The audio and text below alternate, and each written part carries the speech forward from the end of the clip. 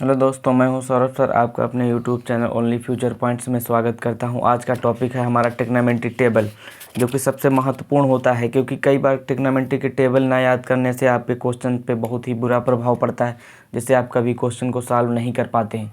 तो आइए मैं आज को ट्रिग्नोमेट्री के टेबल के बारे में बताने जा रहा हूँ, जिसमें आप सभी क्वेश्चन को देखते ही सॉल्व कर पाएंगे और एक जादुई ट्रिक बताएंगे, जिससे आप देखते ही उसके मान को तुरंत आंसर बता देंगे कि इसका मान क्या होगा। ट्रिग्नोमेट्री टेबल, ठीक है। आज हमारा टॉपिक ट्रिग्नोमेट्री टेबल है। इसमें 30 डिग्री, 45, 60, 90 डिग्री जितने भी मान आते हैं, उसमें सारे मान आप फटाक से तुरंत देखते ही आंसर उनका बता देंगे। चलिए शुरू करते हैं। देखिए, इसमें 0 होता है, 30 डिग्री होता है, 45 डिग्री होता है, 60 डिग्री होता है, 90 डिग्री होता है। ये सारे ट्रिग्नोमेट्री के टेबल के मान याद किए जाते हैं। इसके बाद के मानों को हम चतुर्थांश की सहायता से निकालते हैं। तो ये मान मैं बाद में बताऊँगा आपको आने वाले नेक्स्ट वीडियो में, क्योंकि सारे मानों को याद करना इम्पॉसिबल नहीं, लेकिन पॉसिबल भी नहीं होता है। इतनी जल्दी याद करना मुश्किल होता है, इसलिए 90 तक मानों को याद किया जाता है। तो इस तरीके से देखिए टेबल बनती है। एक 0 degree, 30 degree, 45 degree, 60 degree, 90 degree. तो पहले नंबर पे साइन आता है, फिर कॉस आता है, फिर टेन आता है, कॉट नंबर से कॉसेक। हमने आपको नंबरिंग भी बताई थी, उसका भी ध्यान रखना, उससे भी कोई दिक्कत नहीं। लेकिन यहाँ पे ये ध्यान रखिएगा, दो फार्मूले, एक जैसे कि यहाँ पर रेडियन का मतलब चेंज किया जाता है रेडियन में, एक यहाँ पे रेडियन का ध्यान रखिएगा कि हमने पिछले बताया था कि 1 डिग्री इक्वल टू होता है, 1 डिग्री इक्वल टू होता है π/180 रेडियन, π/180 रेडियन। यानी हम 30 डिग्री को चेंज करना चाहें तो 30 डिग्री को भी चेंज कर सकते हैं, π/180 और इंटू 30 हो जाएगा। तो 0 0 कट गया, 3 1 3, 3 6 18, यानी π/6। तो इसका मतलब क्या है, 30 डिग्री को क्या लिख सकते हैं, π/6, यानी 30 डिग्री को π/6 लिख सकते हैं। इसी तरीके से 45 को चेंज करेंगे तो π/4 आ जाएगा, और इसी तरीके से 60 को चेंज करेंगे तो π/3 आ जाएगा, और इसी तरीके से 90 को चेंज करेंगे तो π/2 आ जाएगा। तो यहाँ पर ये आपको ध्यान रखना है कि 90, 60 यानी 1 डिग्री का रेडियन में मान होता है π/180 डिग्री, और उसी तरीके से 30 डिग्री को चेंज करेंगे तो π/180 डिग्री इंटू 30, यानी 0 0 कट गया, 3 1 3, 3 6 18, यानी 30 डिग्री को हम लोग π/6 लिखते हैं। उसी तरीके से 45 को याद रखिएगा, 45 को π/4 लिखते हैं। उसी तरीके से 60 को याद रखिएगा, 60 को π/3 लिखते हैं। और उसी तरीके से 90 को याद रखिएगा, 90 को π/2 लिखते हैं। और 90 प्लस वालों को हम लोग चतुर्थांश की सहायता से निकालते हैं, ठीक है। आइए आपको बताते हैं। यहाँ पर आपको केवल साइन के मान याद करने की आवश्यकता है, और कोई भी मान याद करने की आवश्यकता नहीं है। तो मेरी आपसे रिक्वेस्ट है कि आप सभी लोग साइन के मान ज़रूर याद कर लें, जैसे कंटेस्ट कर लें, तो आगे आपको प्रॉब्लम नहीं होगी। कोई भी कोण का मान निकालना है, साइन 120, साइन 300 या किसी भी प्रकार के कोणों का मान निकालना है, वो सारे कोणों का मान निकाल आएंगे। तो यहाँ पर देखिए, साइन का मान 0 से लेकर 90 तक, साइन का मान जो 0 से 90 तक होता है उसमें बढ़ता है, यानी धनात्मक होता है। तो ध्यान रखिएगा, 0 से 90 तक हम बढ़ेंगे तो बढ़ेगा मान। तो देखो, साइन 0 है तो 0 से स्टार्ट होता है, तो साइन 0 का मान 0 होता है। साइन 0 का मान क्या होता है, 0। और साइन 30 का मान 1/2, साइन 30 का मान क्या होता है, 1/2। और साइन 45 का मान होता है 1/√2, साइन 45 का मान होता है 1/√2। और साइन 60 का मान होता है √3/2, साइन 60 का मान होता है √3/2। और कॉस 90 का मान, साइन 90 का मान होता है 1।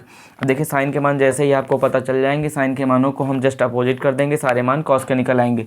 यानी ये इधर आ जाएगा, 1 आ जाएगा, यानी कॉस 0 का मान 1 हो जाएगा, कॉस 60 का मान √3/2 हो जाएगा, और ये 1/√2 इधर आ जाएगा, और 1/2, और यहाँ पर यह 0 आ जाएगा, ठीक है। तो इस तरीके से हम इनके मान निकाल सकते हैं। अब देखो, आने वाला है टेन थीटा। अब टेन थीटा के लिए क्या होता है, देखिए, टेन थीटा के लिए मैंने कल आपको एक फार्मूला बताया था। टेन थीटा के लिए होता है 1/cot थीटा, या फिर दूसरा फार्मूला होता है साइन थीटा/cos थीटा, यानी साइन थीटा/cos थीटा। यानी साइन के मान को ऊपर रखेंगे और कॉस के मान को नीचे रखेंगे। यानी साइन के ऊपर जितने भी मान होंगे, साइन ऊपर रखो, कॉस के नीचे, और भाग कर दो। यानी ऊपर भाग करोगे, ऊपर 0 है, नीचे है 1, तो भाग करोगे तो क्या आ जाएगा, 0, ठीक है। और यहाँ पर 2 2 कट जाएगा तो आ जाएगा 1/√3, यानी tan 30 का मान हो जाएगा 1/√3। देखिए, इसमें पूरा कट जाएगा तो ये आ जाएगा 1, इसमें 2 2 कट जाएगा तो क्या बचेगा, √3। अब देखिए, 1 ऊपर है, नीचे 0 है, तो यहाँ पर देखिए, ध्यान रखिएगा, बहुत ही इंपॉर्टेंट पॉइंट ये है कि जैसे 1 ऊपर है, नीचे 0 है, यानी ऊपर संख्या कोई हो और नीचे कोई 0 लिखा हो तो इन्फिनेटिव आता है। तो ये बहुत ही मोस्ट इंपॉर्टेंट पॉइंट है, इसको ध्यान रखिएगा। और दूसरा पॉइंट, 0 ऊपर हो, नीचे 1 हो, तो वहाँ पर 0 आता है। तो ये ध्यान रखिएगा, यदि 0 ऊपर है हो, 1 नीचे हो, कोई भी संख्या नीचे हो, तो उसका मान 0 आता है। अब देखिए, इसके बाद साइन 90, tan 90 में देखो ये बनेगा 1/0, 1/0 इक्वल टू क्या होता है इन्फिनेटिव, तो यहाँ पर क्या आ जाएगा इन्फिनेटिव। ठीक है, tan के लिए जस्ट अपोजिट कर दो तो ये इन्फिनेटिव हो जाएगा, इन्फिनेटिव यानी इसको बोलते हैं अपरिभाषित। ये इन्फिनेटिव जो होता है इसी को अपरिभाषित बोलते हैं, अपरिभाषित। क्या बोलते हैं इसको, अपरिभाषित। ठीक है, हिंदी के 8 तरीके से बनता है। तो ये √3 इधर आ जाएगा और cot 45 का मान 1 हो जाएगा और ये 1/√3 हो जाएगा और ये 0 आ जाएगा। ठीक है, अब देखिए सेक के मान के लिए आपको क्या करना है, पहले कॉट का फॉर्मूला लिख देते हैं। कॉट का फॉर्मूला होता है cos थीटा बटे sin थीटा। देखिए यदि इसमें कन्फ्यूजन हो रही है तो ध्यान रखिएगा, इसमें से भी सी ऊपर है, इसमें भी सी ऊपर होता है, तो ध्यान रखना सी यानी सी ऊपर है।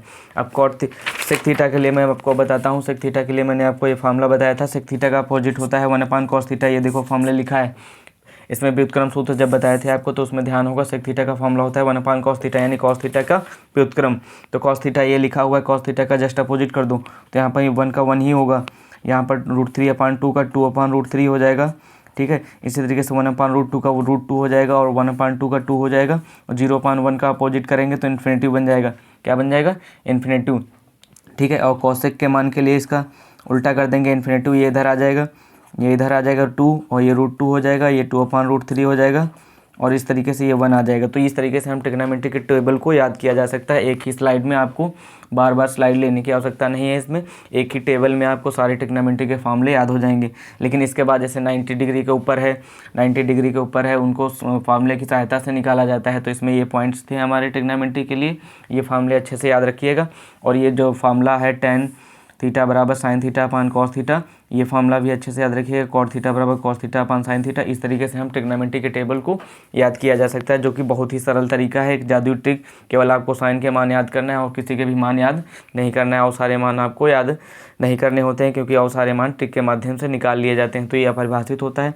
डिग्री का मान होता है π/180 डिग्री, रेडियन 30 को लिख सकते हैं π/6, 45 को लिख सकते हैं π/4, 60 को लिख सकते हैं π/3 और 90 को लिख सकते हैं π/2 और 1/0 को होते हैं इन्फिनेटिव लिख सकते हैं। 0 ऊपर हो 1 नीचे हो तो 0 आ जाएगा। तो इस तरीके से हम ये ट्रिग्नोमेट्री के टेबल को याद किया जा सकता है। ठीक है, तो आगे के फार्मूले में 2-3 फार्मूले आपको बता देता हूँ जो आपको फार्मूले याद करना है। अब जैसे अगला फार्मूला मैं आपको बताता हूँ, 1 मिनट बस। देखिए जो कि बोर्ड एग्जाम के लिए बहुत ही इंपॉर्टेंट होते हैं। जैसे कि फार्मूला हमने कल आपको बताया था कि sin² theta plus cos² theta equal to 1। ये फार्मूला होता है sin² theta plus cos² theta equal to 1। ये मोस्ट इंपॉर्टेंट फार्मूला होता है, सूत्रों का राजा एक तरीके से कह सकते हैं। ट्रिग्नोमेट्री में सबसे इंपॉर्टेंट फार्मूला होता है। क्यों? क्योंकि इसी की सहायता से और सारे फार्मूलों को बनाया जाता है। मोस्ट इंपॉर्टेंट फार्मूला होता है। यहाँ से यदि हम sin² थीटा का फार्मूला निकालें तो निकलेगा 1 - cos² थीटा। sin² थीटा का क्या निकलेगा, 1 - cos² थीटा। और यदि यहीं से हम निकालें cos² थीटा का, cos² थीटा का निकलेगा 1 - sin² थीटा। देखिए फार्मूला एक ही था, इससे दो फार्मूले बन गए।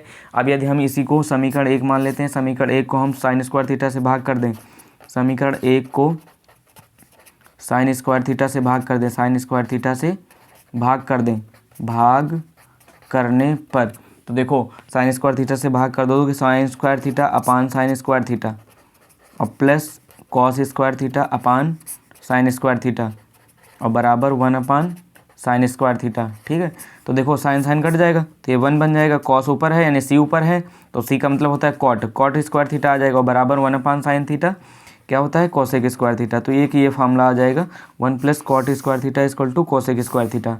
ठीक है तो इस तरीके से ये दूसरा फार्मूला आ जाता है। अब जैसे हम लोग इसी को हम लोग किससे भाग कर देते हैं, समीकरण 1 को किससे भाग कर देंगे, समीकरण 1 को cos² थीटा से भाग कर दें। cos² थीटा से भाग करने पर, cos² थीटा से भाग करने पर जब cos² थीटा से भाग कर देंगे तो पता क्या आ जाता है, sin² theta upon cos² theta और plus cos² theta upon cos² theta और बराबर 1/cos² थीटा।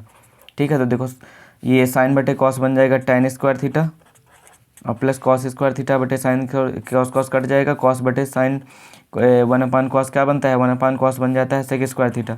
तो एक ये फार्मूला आ जाता है। इन तीनों फार्मूलों से एक ये फार्मूला बन जाता है, इन तीनों फार्मूलों से एक ये फार्मूला बन जाता है कि जिससे कि हम लोग सारे फार्मूले, देखिए जब इतने सारे फार्मूले हो जाते हैं तो इनसे 1 के 3 फार्मूले आ जाते हैं। तो 1 के 3 फार्मूले ये इस तरीके से आते हैं। देखिए ये लिखा है पहला फार्मूला क्या लिखा हुआ है, साइन का लिखा हुआ है पहला फार्मूला पहला फार्मूला लिखा है sine square theta plus cos square theta equal to 1, sine square theta plus cos square theta equal to 1। देखो ये लिखा हुआ है, 3 फार्मूले 1 के आ जाते हैं, sine square theta plus cos square theta equal to 1। एक पहला ये फार्मूला बन जाता है, दूसरा फार्मूला बन जाता है cosec square theta minus cot square theta equal to 1, और तीसरा क्या फार्मूला बन जाता है, तीसरा फार्मूला बन जाता है sec square theta minus tan square theta equal to 1। तो ये 3 फार्मूले हैं, इससे हम कई सारे फार्मूलों को पक्षांतर करके भी निकाल सकते हैं। ठीक है, तो ये वीडियो कैसा लगा, इसको सब्सक्राइब करिएगा, चैनल को शेयर करिएगा और अधिक से अधिक लोगों में शेयर करिएगा, जिससे ज़रूरतमंद लोगों के पास पहुँच सके। ठीक है, मिलते हैं नेक्स्ट टाइम।